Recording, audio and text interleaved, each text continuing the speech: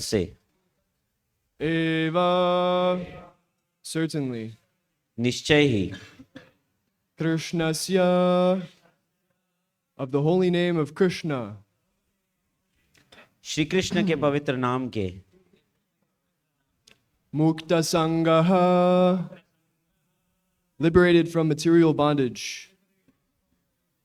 भव बंधन से मुक्त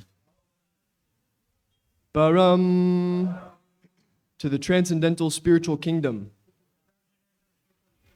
दिव्य धाम को Vrajet, one can go. मनुष्य जा सकता है। Translation and purport by His Divine Grace, Srila Abhayacharya Aravinda Bhaktivedanta Swami, Srila Prabhupada. Translation. My dear King, although Kali Yuga is an ocean of faults, there is still one good quality about this age. Simply by chanting the Hare Krishna Maha Mantra, one can become free from material bondage and be promoted to the transcendental kingdom. Purport.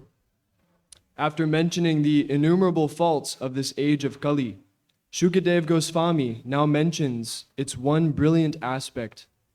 Just as one powerful king can kill innumerable thieves, one brilliant spiritual quality can destroy all the contamination of this age. It is impossible to overestimate the importance of chanting Hare Krishna, Krishna Krishna, Hare Hare, Hare Rama, Rama Rama, Hare Hare, especially in this fallen age. So, you gonna read the Hindi? Just go on. अनुवाद एवं तात्पर्य कृष्ण कृपा मूर्ति श्री श्रीमद अभय चरणारविंद भक्ति वेदांत स्वामी प्रभुपाद के द्वारा। अनुवाद। हे राजन, यद्यपि कलयुग दोषों का सागर है, फिर भी इस युग में एक अच्छा गुण भी है। केवल हरे कृष्ण महामंत्र का कीर्तन करने से मनुष्य भव बंधन से मुक्त हो सकता है और दिव्य धाम को प्राप्त करता है। तात्पर्य। इस कलयुग के असंख्य दोषों का उल्लेख करने के बाद श्रील सुखदेव गोस्वामी अब उसके एक अच्छे पक्ष का उल्लेख करते हैं। जिस तरह एक शक्तिशाली राजा असंख्य चारों को मार सकता है, उसी तरह एक आध्यात्मिक सद्गुण इस युग के सारे कल्मश को नष्ट कर सकता है। विशेष रूप से इस पतित युग में हरे कृष्णा कृष्णा कृष्णा हरे हरे, हरे राम राम राम हरे हरे का कीर्तन करने के महत्व का मूल्यांकन कर पाना असंभव है। So in this verse, Kali Yuga is said to be an ocean of faults. तो इस श्लोक में कलयुग को दोषों का सागर बताया गया है। And there's another verse in the Srimad Bhagavatam which describes the qualities of people in Kali Yuga, that is us. और दूसरे श्लोक में जो कलयुग के लोग हैं उनके गुणों के बारे में बताया है, जो कि हम हैं। So it's said that in Kali Yuga, men have short lives. तो ऐसा कहा है कि कलयुग में जो लोग हैं उनकी आयु कम होगी They're quarrelsome, और वो लोग आपस में बहुत लड़ेंगे, lazy, बहुत आलसी होंगे, misguided, उनका पथ प्रदर्शक करने वाला कोई नहीं होगा, unlucky, उनके पास दुर्भाग्य होगा उनका, and above all, always disturbed. और उसके ऊपर वह हमेशा चिंतित रहेंगे। So, as we all know, there are 4 yugas: Satya Yuga, Treta Yuga, Dvapara Yuga, and Kali Yuga. So we are in the last yuga, तो which means that we're like the lowest of mankind. तो जैसा कि हम जानते हैं कि 4 युग होते हैं, सतयुग, द्वापर युग, त्रेता युग और कलयुग। तो हम लोग जो हैं वो सबसे आखिरी युग में हैं। उसका मतलब यह है कि हम सबसे निम्न हैं। In previous ages, people had so much potency. पहले के युगों में लोगों के पास बहुत शक्ति होती थी। And we hear histories in the Puranas of great sages that meditated for thousands and thousands of years. हम पुराणों में सुनते हैं कि जो महान ऋषि मुनि थे वो हजार सालों तक तपस्या किया करते थे। But in this Kali Yuga, we can live maybe 100 years if we're lucky. तो अगर इस कलयुग में अगर हमारा भाग्य अच्छा है तो हम ज़्यादा से ज़्यादा 100 वर्ष जिएंगे। And this is due to so many factors. And one factor is that people in Kali Yuga, they live unregulated lives. इसके बहुत सारे कारण हैं और एक कारण यह है कि जो कलयुग के लोग हैं उनका जीवन व्यवस्थित नहीं होता। We see many people in the modern day that live life overindulging the senses like anything. हम देखते हैं अभी के समय में कि लोग इंद्रिय विषयों में बहुत ही ज़्यादा संलग्न होते हैं, And that's the society that we're brought up in. You know, you have to eat as much nonsense food as possible, try to associate with women, get intoxicated, these kind of things. तो ऐसे समाज में हम पले बढ़े हैं जहाँ हम ज़्यादा से ज़्यादा मांस खाएं, ज़्यादा से ज़्यादा स्त्रियों का संग लें और ज़्यादा से ज़्यादा नशा करें, वह हमको सीख मिली है। So, this kind of unrestricted overindulgence in sense gratification is not meant for human beings. तो इस प्रकार का अनियंत्रित इंद्रिय भोग जो है वह मनुष्यों के लिए नहीं है। And then on top of that, you see some people, they work night shifts. और हम देखते हैं कि कुछ लोग रात भर कार्य करते हैं। It's completely terrible. I saw one gentleman just this morning who, coming into my apartment, he was working, and then I woke up in the morning and he was still working. तो ये बहुत ही दुर्भाग्य है। मैंने देखा अभी हम जहाँ रह रहे हैं वहाँ पर एक व्यक्ति था, हम उससे रात में मिले थे तो वह तब कार्य कर रहा था, और जब हम सुबह मिले वह तब भी कार्य ही कर रहा था। So people in this age, they're out of touch with nature and they're out of touch with the natural functions of their own body even. तो इस युग के लोग जो हैं वह प्रकृति से दूर हैं और अपने शरीर की जो स्वाभाविक क्रियाएं हैं उनसे भी दूर हैं। It would seem pretty simple that we could at least control the functions of just our one insignificant little body, but even that we can't do. ये बहुत सरल है कि हम कम से कम अपने शरीर के एक भाग का कार्य अच्छे से समझ के कर सके, लेकिन आज वह भी संभव नहीं है। So this is due to a degraded lifestyle, but aside from that, in this age of Kali, it's expected that people live shorter lives. और यह सब क्योंकि लोगों का जो जीवन शैली है वह बहुत निम्न हो गई है, इस कारण से है, और इससे तो स्वाभाविक है कि उनका जो जीवन है वह बहुत कम आयु का होगा। Because in Satya Yuga, the creation was brand new, but in Kali Yuga, you could say this planet has become old. तो जब युगों का प्रारंभ होता है तो उस समय पे जो स्थिति है वह एकदम नई नवेली है, लेकिन अभी के समय में जो स्थिति है वह पुरानी हो गई है। Just like you have an outdated phone model, eventually it just stops working. जैसे हमारे पास एक ऐसा फोन है जो बहुत पुराना हो चुका है तो वह चलना बंद हो जाएगा। So similarly, in Kali Yuga, our bodies and our human life is like that. तो उसी तरीके से कलयुग में हमारा जो शरीर और मनुष्य जीवन है वह उसी प्रकार से है। Another factor is that people in Kali Yuga are lazy. और दूसरा दोष यह है कि जो कलयुग के लोग हैं वह बहुत आलसी हैं। And this is a product of modern so-called advancement as we become more lazy actually.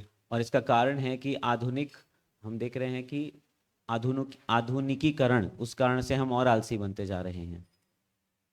For instance, when the air conditioning it becomes more and more comfortable, people are less and less able to tolerate the natural elements in this world. हम देखते हैं कि जैसे कोई व्यक्ति AC की हवा लेता है तो वह इस जो अपनी समस्याएं उसे कम से कम वह सहन कर पाता है। I don't know how it is in India, but in America at least, everybody uses GPS, Google Maps. You even go down the street, you have to use GPS. मुझे पता नहीं भारत में कैसा है, लेकिन अमेरिका में सब लोग मैप का इस्तेमाल करते हैं। अगर वह सीढ़ी से नीचे भी उतरेंगे तो वह मैप का इस्तेमाल करेंगे। And I know one person who he travels a specific route, 10-minute route only. Every day he's traveling this route, still he needs GPS. और मैं एक ऐसे व्यक्ति को जानता हूँ जो रोज एक ही रास्ते से जाता है, जिस रास्ते पे जाने में 10 मिनट लगता है, और वह रोज जीपीएस यूज करता है। So we like to think that these things are making us more advanced, but actually they're degrading us. तो हमें यह सोच के अच्छा लगता है कि ये जो वस्तुएं हैं ये हमको बहुत आधुनिक बना रही हैं, लेकिन वास्तविक में यह हमारी स्थिति खराब कर रही है। Similarly, I have to use this microphone to talk to all of you, otherwise you wouldn't hear me. जैसे कि मुझे ये माइक्रोफोन का इस्तेमाल करना पड़ रहा है आप सबसे को बताने के लिए। But the Brahmanas in the past, their voices were so strong, they could utter a mantra and it could be heard for such a distance. लेकिन पहले ब्राह्मण जो थे उनकी आवाज़ इतनी प्रबल हुआ करती थी कि वह कहीं से भी रह के मंत्र पढ़ते थे तो दूर दूर तक लोग उसको सुन पाते थे। And then in the most so-called advanced countries like America, where I'm coming from, you could see the children, the teenagers, they're more less capable than the kids here, I would say. तो ऐसी जगह तथाकथित आधुनिक जगह America जहाँ से मैं आता हूँ, हम ऐसा देख सकते हैं कि वहाँ के जो बच्चे होते हैं वह बहुत ही उनके गुण बहुत ही कम होते हैं अगर हम भारत के बच्चों से कंपेयर करें तो। Because when people are born so privileged, they don't have to work to get anything. Everything is just provided for them automatically, and therefore they don't develop any skills in life. तो क्योंकि जन्म से ही उन्हें सारे संसाधन मिले हैं तो इसलिए उन्हें कुछ भी चीज़ लेने के लिए कुछ प्रयास करने की आवश्यकता नहीं है, तो इसलिए वह कोई गुण भी विकसित नहीं करते। And when they're spoiled or pampered by their parents and babied, I guess you could say, then they don't develop any character. और जब वह अपने माता पिता के द्वारा अत्यधिक स्नेह करके बिगाड़े जाते हैं तो फिर वह कुछ अच्छे गुण विकसित नहीं करते। The fact is that living in this material world is rough, and through modern technology, we try to mitigate that. तथ्य यह है कि इस जगत में रहना बहुत मुश्किल है और हम इस आधुनिक टेक्नोलॉजी का इस्तेमाल करके इसे आसान करने का प्रयास कर रहे हैं। But actually, it's rough for a reason, because if you don't have any exposure to, say, the cold, then you won't be able to resist the natural elements. Yeah, like if you don't have any exposure to cold weather, for instance, then you're totally not able to tolerate cold weather. You will die. तो उदाहरण के लिए अगर हमारे शरीर में ठंड को झेलने की क्षमता नहीं है तो हम उसको नहीं झेल पाएंगे। So like this, people are generally becoming lazy in the modern age. तो इसलिए जो लोग हैं वह इस आधुनिक समय में बहुत आलसी बनते जा रहे हैं। More relevant for Bhagavatam class is that people are spiritually lazy. More relevant. Yeah. Well, you could just say people are also spiritually lazy. और आज लोग आध्यात्मिक वस्तुओं के लिए भी बहुत आलसी हैं। And what does this mean? This means that people, they prefer to just enjoy their senses and live a carefree life rather than endeavor for spiritual perfection. इसका अर्थ यह है कि लोग आज उस चीज़ को चुनते हैं कि जहां वो बिना किसी चिंता के बस जीवन जिए, उसकी बजाय कि वह आध्यात्मिक जीवन के लिए कुछ कष्ट उठाएं। And actually, this human form of life is special compared to the other animal forms of life, because we have the ability to inquire deeper. Who am I? Who is God? What is the purpose of my life? लेकिन यह जो मनुष्य जीवन है, यह जो पशुवत जीवन है, उससे उच्च है, क्योंकि इसमें हम यह प्रश्न कर सकते हैं कि मैं कौन हूँ, भगवान कौन है, मेरे जीवन का क्या उद्देश्य है। And to live such a life is tapodivyam. It is transcendental austerity. You have to control your senses. और ऐसा जीवन जीना जो है वह दिव्य तपस्या है जिसमें हमको हमारी इंद्रियों को नियंत्रित करना है। But people, they prefer just to live like animals. Just eat, sleep, be merry, and enjoy. लेकिन लोग चुनते हैं सिर्फ जानवरों की तरह रहना, खाओ पियो और मजे करो। So another characteristic of people in the age of Kali is that they're misguided. एक गुण और जो कलयुग का है कि लोगों के पास सही मार्गदर्शन नहीं है। And we could see driving down the street so many advertisements on the road. जब हम रोड से जाते हैं तो हम देख सकते हैं कि कितने सारे विज्ञापन हैं, constantly trying to be persuaded to buy this, buy that. हमेशा हमें लोग कुछ ना कुछ बेचना चाहते हैं। But the fact is that these people actually don't have our real interests in mind, these people that are selling us things. लेकिन वास्तविकता तो यह है कि ये लोग हमें कुछ वास्तविक लाभ नहीं देना चाहते, Because their only desire is to make money off of you, exploit you. क्योंकि उनका उद्देश्य सिर्फ यह है कि वो हमसे कैसे पैसा कमा ले, हमारा शोषण कैसे करे। And as a byproduct, you're distracted away from the goal of life, chasing sense gratification. और इसके कारण हम लोग जो हमारे जीवन का मुख्य उद्देश्य है उससे दूर चले जाते हैं और इंद्रिय भोग में लग जाते हैं, And you are disturbed. जिससे हम बहुत परेशान हो जाते हैं। So to practice yoga, to practice Krishna consciousness, or even do anything productive in life, you need a steady mind, you need to focus. तो योगा करने के लिए, कृष्ण भक्ति का पालन करने के लिए या जीवन में कुछ भी अच्छे से करने के लिए हमको एक जगह एकाग्रता लगानी होगी। But when there are so many distractions around you, you can't focus on anything. लेकिन जब ऐसी बहुत सारी वस्तुएं हैं जो हमको अलग अलग जगह आकर्षित करती हैं तो हम कहीं भी एकाग्रता से ध्यान नहीं लगा पाएंगे। And of course, if we were to get rid of our smartphones, we would be a lot less distracted and disturbed. तो अगर हम हमारे फोन से दूर चले जाएंगे तो हम बहुत ही कम And भ्रमित another होंगे। another thing that results from this advertised sense enjoyment is that people, they become sinful. और एक और चीज़, जब इंद्रिय भोग है उसका विज्ञापन किया जाता है तो लोग का जीवन बहुत ही पापमयी हो जाता है। In America, you drive down the highway, you see all sorts of, they call it adult stores. I don't need to explain what that means, I don't think. तो अमेरिका में जब हम जाते हैं तो ऐसे बहुत सारी दुकानें हैं जहाँ पे Let's just say a place where they sell inappropriate things. जहाँ पे वह ऐसी वस्तुएं बेचते हैं जो सबके लिए नहीं है। And then you also drive down, there's every other billboard is got some dead cow on it in the form of so-called food. और हर दूसरे तीसरे बिलबोर्ड पे हम देखते हैं कि एक गाय जिसे काटा गया है वह है खाने के लिए उन्हें बेचते हुए। There are advertisements for different kinds of liquors and advertisements for different forms of gambling that you can indulge in. अलग अलग प्रकार का नशा और जुआ भी वहाँ पे उसका प्रचार किया जाता है।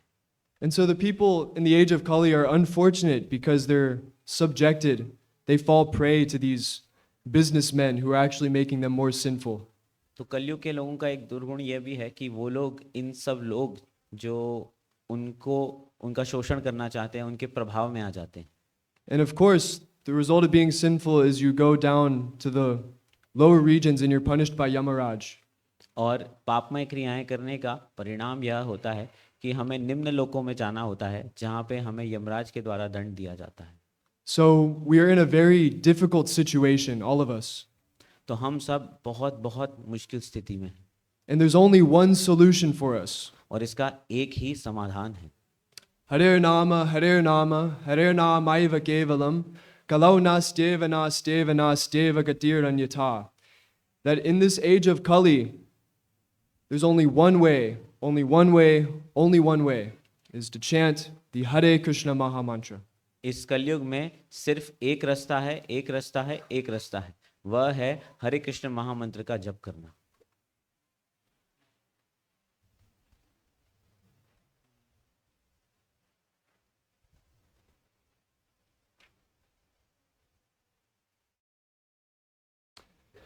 So Srila Jiva Goswami cites a verse from the Vedic literature.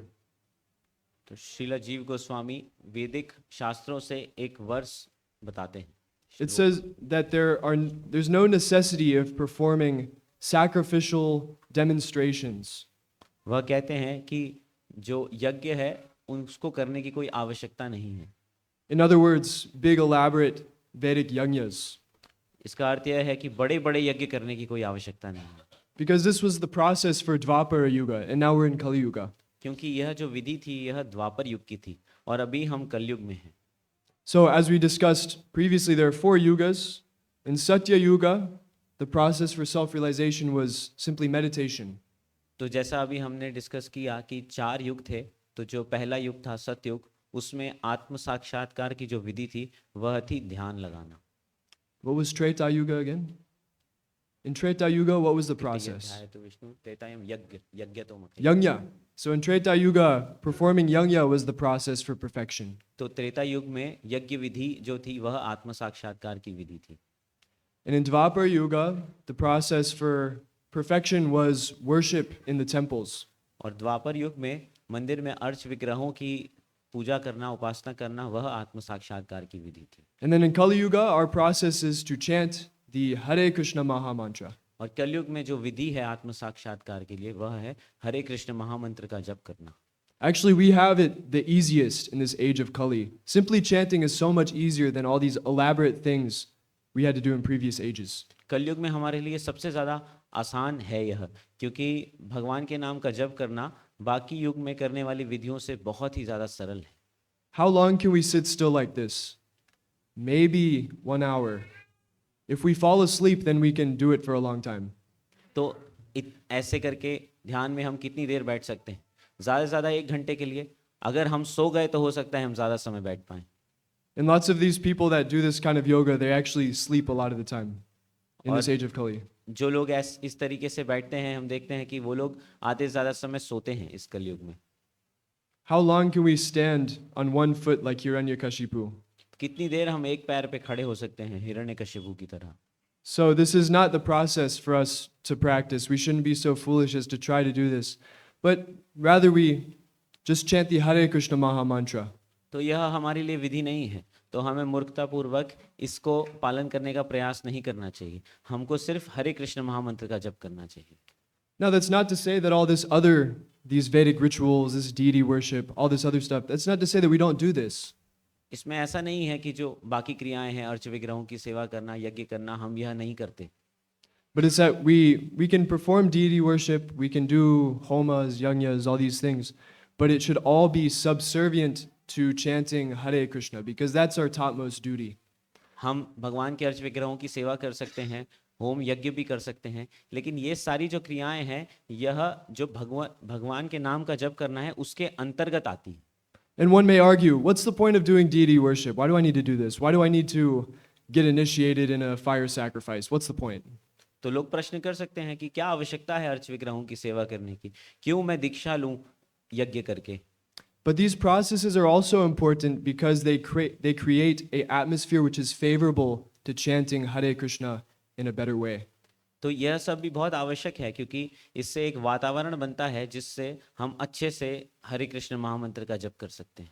And there's so many different samskaras, like the one where they first shave the child's head, they first give the child a name, so many samskaras like this. तो बहुत अलग अलग संस्कार हैं जिसमें बच्चे का मुंडन किया जाता है और बच्चे को नाम दिया जाता है। Samskara, it means an impression formed in the mind. Therefore, doing these things forms an impression on our minds. संस्कार का अर्थ होता है कि मन में एक छवि बनाना, इसलिए ये सारी क्रियाएं करने से हमारे मन में छवि बनती है। And when our minds are in Vedic culture, then it's a lot easier to practice spiritual life. तो हमारा मन जब वैदिक कल्चर में होगा तो हमारे लिए आध्यात्मिक जीवन का पालन करना बहुत आसान होगा। So, when I read this, Srila Prabhupada saying that we shouldn't be over obsessed with pompous religious ceremonies. Like pompous means like Big. over exaggerated or unnecessarily showy. तो हमको ऐसी जो क्रियाएं हैं उनमें संलग्न नहीं होना चाहिए जिसमें सिर्फ बहुत ज़्यादा दिखावा होता है। And when I read this, I thought of these mega churches. Do you guys have mega churches in India? Do you know what this is? Mega church? It's just no churches. Oh yeah, good. So a mega church, there's this thing in America. We can all relate how we've seen like sports stadiums before, right? तो वे पाश्चात्य जगत में mega churches, बड़े churches होते हैं, वो उस प्रकार से होते हैं जैसे हमने बड़े बड़े स्टेडियम देखे हैं वैसे। People, they come to the cricket match with the team shirt, and they come with their faces painted, and they like to scream and chant like that.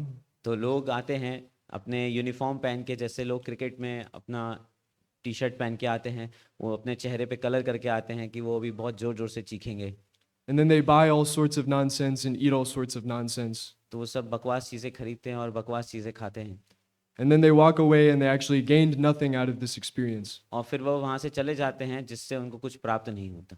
So similarly, there is something called the mega church, which looks exactly the same. तो ऐसे ही कुछ mega church होते हैं जो उसी की तरह दिखते हैं। You can look up on YouTube. It's funny actually. आप YouTube पे देख सकते हैं, यह बहुत हंसने वाली चीज़ है। Yeah, the only way I could describe it to you is that it's like a sports game, except it's a church. It's like a Christian ceremony. तो मैं आपको इस तरीके से ही समझा सकता हूँ कि ये एक स्पोर्ट्स गेम की तरह है, बस इसमें जो क्रिश्चियंस हैं उनकी कुछ सेरेमनीज होती हैं।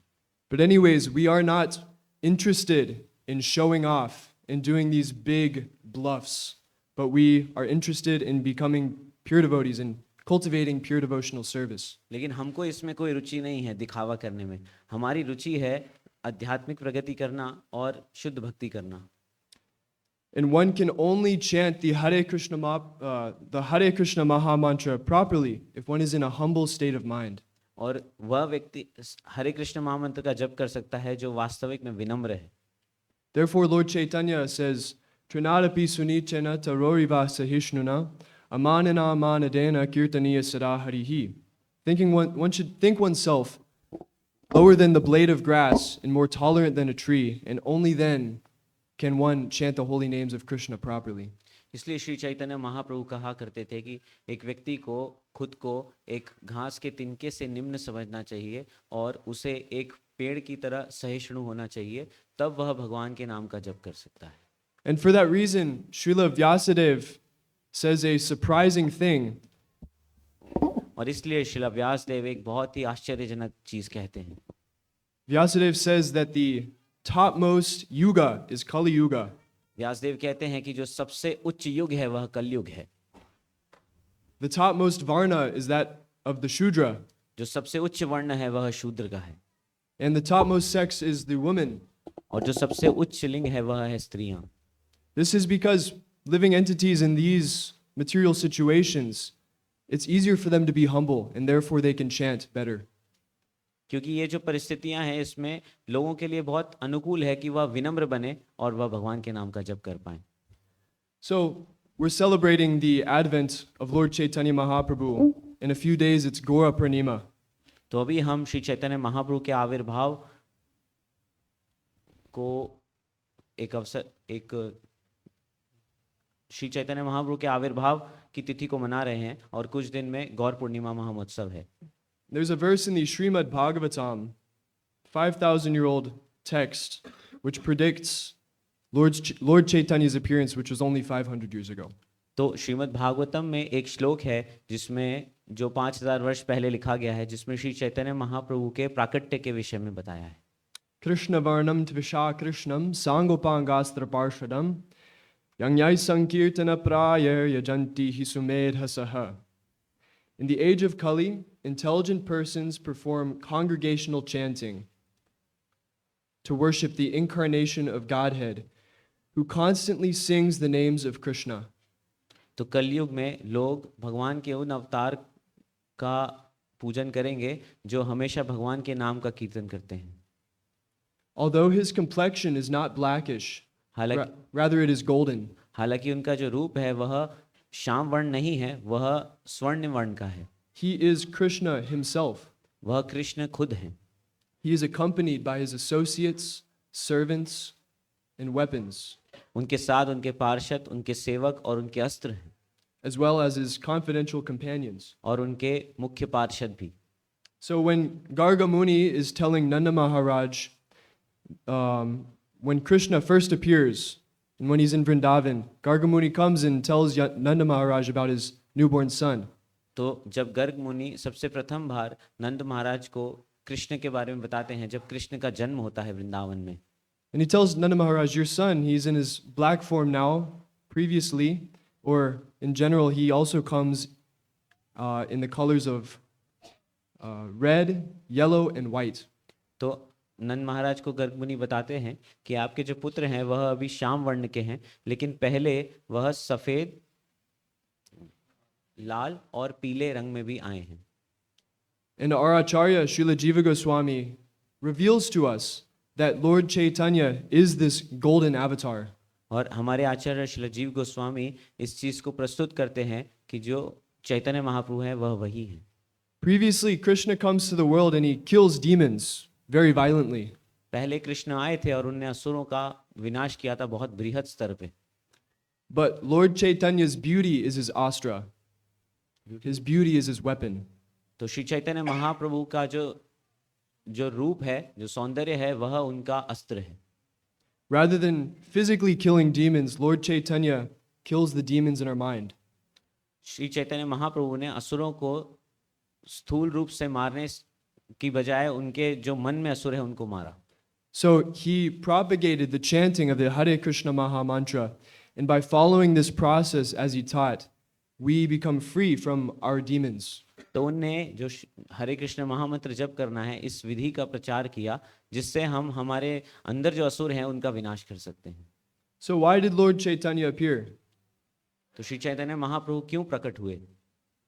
So there's the external reasons, which is that he wanted to teach the process of bhakti yoga. तो इसका कुछ बाह्य कारण है जो है कि वह भक्ति योग की विधि को सबको सिखाना चाहते थे। And he wanted to reclaim the fallen jivas in the material world. और जो इस जगत के पतित जीव हैं उनका उद्धार करना चाहते थे। And so Lord Chaitanya's dear devotee named Advaita Acharya he prayed very, very sincerely, "Oh Krishna, please come and deliver these poor souls in Kali Yuga." तो जो भगवान के एक पार्षद थे श्री अद्वैत आचार्य, उनने भगवान से प्रार्थना करी कि भगवान आप कृपया प्रकट हों और इस जगत के पतित जीवों का उद्धार करें। And in the Bhagavad Gita, it said that Yuga Yuga hi dharmasya glanir bhavati bharata abhyutanam adharmasya tadatmanam strajamyaham. That Krishna descends in this material world when there is a predominant rise of irreligion. He comes to establish what is the real thing. तो ऐसा भगवत गीता में भगवान कहते हैं कि जब जब इस जगत में धर्म की ग्लानि होती है, तब भगवान धर्म की स्थापना करने के लिए यहाँ अवतरित होते हैं। But there's another reason why Lord Chaitanya appeared. लेकिन इसका एक और कारण है क्यों श्री चैतन्य महाप्रभु यहाँ अवतरित हुए। And we know this as the internal reason Lord Chaitanya Mahaprabhu appeared. And this is very confidential knowledge. और यह एक अंतरंग कारण है, यह बहुत ही गुह्य है। Although we are unqualified to speak on this, we could just get a hint of what this means. हालांकि हम बहुत अयोग्य हैं इस चीज को समझने के लिए, लेकिन हम कुछ स्तर तक इसको समझ सकते हैं। So Krishna is the supreme enjoyer and he enjoys pastimes with his devotees, particularly Srimati Radharani. तो कृष्ण जो है वह पूर्ण पुरुषोत्तम भगवान है, वह सब चीज के भोक्ता हैं और वह अलग अलग लीलाएं करते हैं, प्रमुखतः श्रीमती राधा रानी के साथ। So Lord Chaitanya Mahaprabhu, his descent into this world, actually it's Krishna and Radha combined.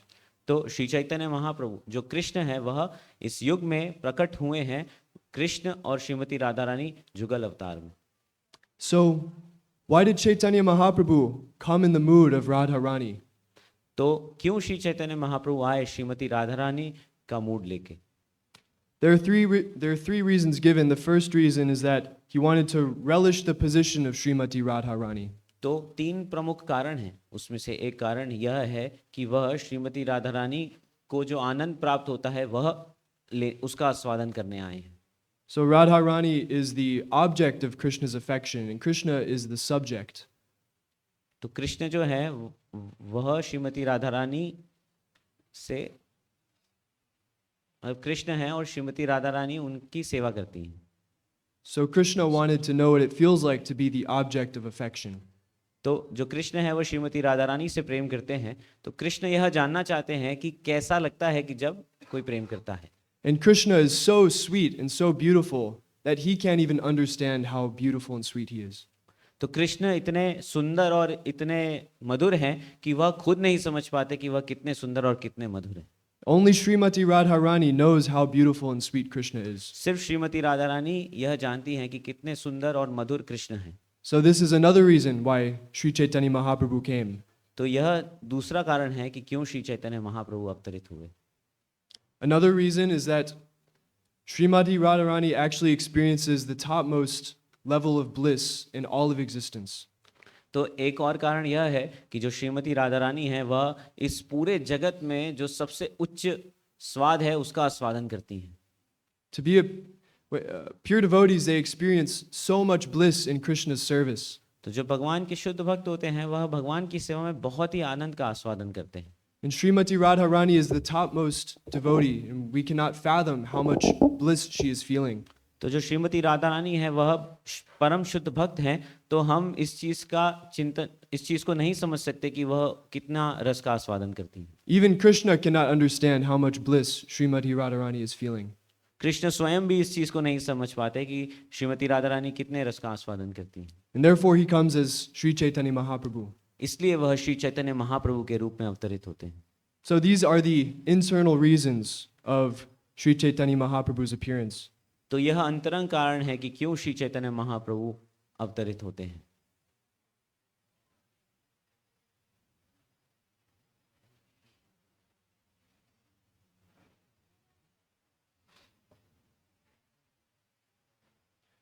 Lord Krishna himself appears as Lord Chaitanya to preach the highest gospel. भगवान कृष्ण स्वयं अवतरित होते हैं सबसे जो उच्च धर्म है उसका प्रचार करने के लिए। And he always engages in describing Krishna and thus enjoys transcendental bliss by chanting. वह हमेशा कृष्ण का वर्णन करते रहते हैं और उससे जो आनंद मिलता है उसका आस्वादन करते हैं. So actually, this katha that we're having now, this is one form of kirtan. तो वास्तविक में ये जो कथा हम कर रहे हैं ये एक प्रकार का कीर्तन है. In our society, sometimes we feel that, lectures and talks, they're not as important. We should have big kirtan melas and we should get absorbed in simply chanting the holy names. तो हमें बहुत बार ऐसा लगता है कि ये कथा तो नहीं होनी चाहिए, हमको सिर्फ बहुत बृहद स्तर पे कीर्तन करना चाहिए और भगवान के नामों में डूबने का प्रयास करना चाहिए. But hearing this, hearing the philosophy and understanding things properly is very important. It's essential for our practice of chanting. लेकिन तथ्य को समझना और शास्त्रों के वचन को समझना बहुत महत्वपूर्ण है अगर हम भगवान के नाम का जप करना चाहते हैं. Because if we don't have the proper understanding, then we won't be chanting with a pure attitude. क्योंकि अगर हमारी समझ ठीक नहीं है तो हम शुद्ध तरीके से भगवान का नाम नहीं लेंगे. Whoever meets Lord Chaitanya will automatically chant the holy name of Krishna. जो भी श्री चैतन्य महाप्रभु से मिलेंगे वह अपने आप भगवान कृष्ण के नाम का जप करना शुरू कर देंगे And later describe it to others. और फिर उसका प्रचार करेंगे. So when we hear something really nice, or when a bunch of people hear something really nice, they talk about it. तो जब कुछ लोग कुछ अच्छी चीज के बारे में सुनते हैं तो वो लोग उसके विषय में चर्चा करते हैं. And if you meet somebody that doesn't know, then you want to explain. और अगर हम ऐसे किसी व्यक्ति से मिलते हैं जिसको इसके बारे में नहीं पता है तो हम उसे बताना चाहते हैं. And there's so many viral videos on the internet like that. इसलिए इंटरनेट पे बहुत सारे वायरल वीडियोस होते हैं. So similarly, Srila Prabhupada saying that when one meets Lord Chaitanya, or in other words, when one comes in contact with this Krishna consciousness movement, the tendency is that you want to tell it to others. इसलिए श्रील प्रभुपाद कहते हैं कि जब एक व्यक्ति श्री चैतन्य महाप्रभु से मिलता है, जब वह इस कृष्ण भावनामृत आंदोलन के संपर्क में आता है तो वह स्वाभाविक रूप से इसके विषय में दूसरों को बताना चाहता है. And this is also Lord Chaitanya's mood, that he's in so much bliss, feeling the ecstasy of Krishna consciousness, that he just wants to give it to everybody. और यह श्री चैतन्य महाप्रभु का मूड है कि वह इतने आनंद में है कि वह यह सबको वितरित करना चाहते हैं. So when we come to Krishna consciousness, we want to tell all our friends about it. तो जब हम कृष्ण भावनामृत संघ में आते हैं तो हम सबको इसके विषय में बताना चाहते हैं. But not everybody may be so interested. लेकिन हर कोई इसमें रुचि नहीं रखता. And we have experienced that when we come to Krishna consciousness, at least I could say for myself, all my friends, they left. तो हम सबका अनुभव है कि जब हम कृष्ण भावनामृत में आते हैं, जैसा कि मेरा खुद का अनुभव है कि मेरे सारे मित्र जो थे वो सब चले गए. Because we felt like we had found the real thing in life and we wanted to give it. क्योंकि मुझे ऐसा लगा कि हमें कुछ वास्तविक चीज़ है जो प्राप्त हुई है और वह हम देना चाहते हैं. But the fact is that not everybody is ready to live a pure life. लेकिन तथ्य यह है कि हर कोई व्यक्ति शुद्ध जीवन जीने के लिए तैयार नहीं है. And in this material world, we have so much association and we accumulate so many friends on the basis of our bodies. और इस भौतिक जगत में हम बहुत सारे लोगों का संग लेते हैं. हम सिर्फ शरीर के हिसाब से जो चीज़ें हैं उनको इकट्ठा करते हैं. We may have one friend that we had in school back in the day, but once school is over, then we never saw them again. हमारा एक मित्र हो सकता है जो हमारे मित्र हमारे स्कूल में थे, लेकिन जब स्कूल खत्म हुए तो फिर उसके बाद हमने उन्हें कभी नहीं देखा. We may have that one friend, our best friend when we were children, we played cricket together. हमारे मित्र थे जब हम छोटे बच्चे थे, जो हमारे सबसे अच्छे मित्र थे जिनके साथ हम क्रिकेट खेला करते थे. And we thought, we're always going to be best friends. और हम ऐसा सोचते थे कि हम हमेशा अच्छे मित्र रहेंगे. But the fact is that the friendship was simply on the basis of cricket. लेकिन तथ्य यह है कि वह सिर्फ क्रिकेट के लिए ही मित्रता थी. And once you stop playing cricket, then there's no more friendship. तो जब आपने क्रिकेट खेलना बंद कर दिया तो दोस्ती भी खत्म हो गई.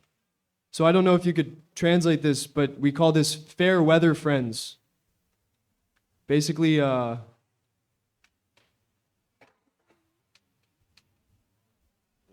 in this material world, when it's raining, people are upset. They get depressed. तो इस भौतिक जगत में जब वर्षा हो रही होती है तो लोग निराश हो जाते हैं. And when it's sunny, then people are happy. तो जब सूरज निकलता है तो लोग बहुत प्रसन्न होते हैं। So their mood is simply dependent on the weather. तो उनका जो मूड है वह सिर्फ वेदर के ऊपर डिपेंडेंट है, मौसम के ऊपर। Similarly, people are friends just because of the circumstances. तो जो मित्र होते हैं वह सिर्फ परिस्थितियों के कारण होते हैं। If you have a lot of money, you'll notice so many people want to be your friend. अगर आपके पास बहुत धन है तो हमें अनुभव है कि बहुत सारे लोग हमारे मित्र बनना चाहते हैं। But when you lose all your money, nobody cares about you. लेकिन जब हमारा सारा धन हम खो देते हैं तो किसी को हमारी परवाह नहीं होती। So these are not our real friends. तो ये हमारे वास्तविक मित्र नहीं हैं। Our real friends are the devotees. जो हमारे वास्तविक मित्र हैं वह भक्त हैं। Because devotees, they see each other on the spiritual platform, on the eternal platform. And no matter who you are, you're a jiva, part and parcel and servant of Krishna. क्योंकि जो भक्त होते हैं वह आत्मा के स्तर पे देखते हैं, हम कोई भी हों लेकिन हम जीव हैं जो भगवान के अंश हैं। So in Sadhu Sangha, we relate to each other on the real platform, the spiritual platform. तो जब हम साधु संग करते हैं तो हम एक दूसरे से संबंध बनाते हैं जो वास्तविक स्तर पे। And Yudhishthir Maharaj asks Narada Muni one question in the Srimad Bhagavatam. Yudhishthir महाराज श्रीमद् नारद मुनि से एक प्रश्न पूछते हैं श्रीमद् भागवतम में। He asks Narada, I see that all these devotees of Krishna, everything is taken away from them. They're left poor and without their friends and family. Why is this? वह प्रश्न करते हैं कि मैं देखता हूँ कि यह लोग जो कृष्ण की भक्ति करते हैं उन लोगों से सब कुछ छीन लिया जाता है, तो ऐसा क्यों है? And this is because a lot of this association that we have in the material world, it's actually asat sangha. ऐसा इसलिए है क्योंकि बहुत सारा संग जो हम इस भौतिक जगत में लेते हैं वह असत है। It's not for our real benefit. वह हमारे वास्तविक लाभ के लिए नहीं है। And when we come to Krishna consciousness, if we show some sincerity, then Krishna will help us in taking us away from our unfavorable circumstances. तो जब हम कृष्ण भावना भावित होते हैं और हम सही इच्छा रखते हैं तो कृष्ण हम पे कृपा करते हैं और जो प्रतिकूल परिस्थितियां हैं उससे हमें दूर कर देते हैं। And if you're holding a bunch of coal in your hands and someone throws you diamonds, then you have to let go of the coal. तो अगर हमारे हाथ में बहुत सारे कोयले हैं और कोई हीरे फेंकते हैं तो हमको कोयलों को छोड़ना पड़ेगा। So similarly, in order to take up to Krishna consciousness, we may have to give some things up. But these things are actually insignificant, they don't matter.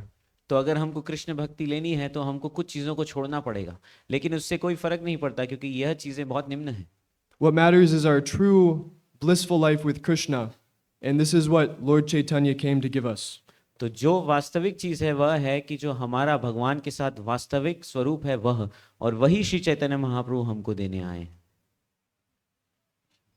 So Arati is about to start, but maybe we could take a question or a comment until it begins. आरती शुरू होने वाली है तो उससे पहले हम एक दो क्वेश्चंस ले सकते हैं।